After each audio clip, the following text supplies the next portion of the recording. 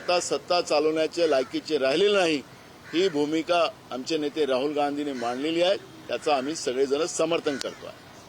त्यासोबतच मंत्र्यांनीही आपल्या ताफ्यातल्या गाड्या कमी कराव्या अशी देखील एक मागणी होत आहे, कारण का कॉन्व्हॉयमध्ये बऱ्याच गाड्या असतात.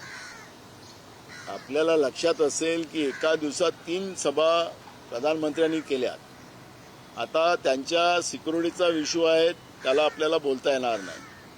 पण सिक्युरिटीच्या नावाने जे मोठे मोठे ताफे घेऊन मुख्यमंत्री असतील, राज्यातले मंत्री असतील, ज्या पद्धतीनं त्यांचे आमदार असतील, ज्या पद्धतीनं सरकारी व्यवस्थेचा जनतेच्या पैशाची ज्या पद्धतीने उधळपट्टी करतात आहेत, की आता जवळपास त्यांनी सगळा देशच जिंकलेला आहे. सगळे राज्य त्यांनी आपल्या ताब्यात घेण्याचं काम सुरू केलेलं आहे. त्यांचे ज्या दिवशी पश्चिम बंगाल जिंकल्यानंतर त्यांनी नकाशा जाहीर केला भाजपनी, की आता आम्ही सगळा भारत आम्ही जिंकलेला, अशा पद्धतीचं आपलीच पाठ आपल्या हाताने ठोकत होते.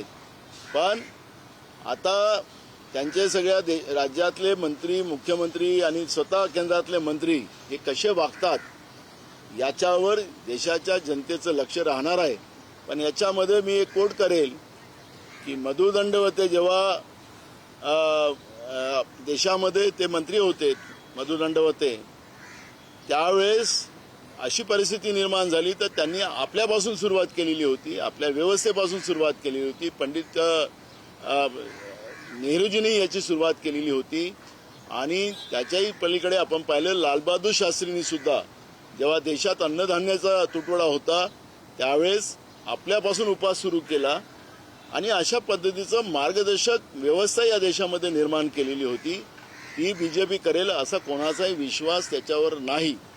आता पंतप्रधानांनी म्हटल्यानंतर 1967 साली इंदिरा गांधींनी नॅशनल डिसिप्लिन आहे असं सांगत सोनं खरेदी करू नका असं द हिंदूची बातमी सध्या व्हायरल होते. त्याचबरोबर चिदंबरम यांनी त्या काळात सांगितलं होतं की सोनं घेऊ नका, असं काँग्रेसला सध्या विरोध केला जातो. नाही, मला यांना प्रश्न विचारायचा आहे की यांनी काँग्रेसच्या चुका जनतेसमोर मांडून हे सत्तेमध्ये आले. आता यांना 13वं वर्ष लागलं. या 13 वर्षामध्ये आणि बहुमताचं सरकार तुमच्याजवळ मिळाल्यानंतरही तुम्ही या देशाची परिस्थिती ज्या पद्धतीनं करून ठेवलेली आहे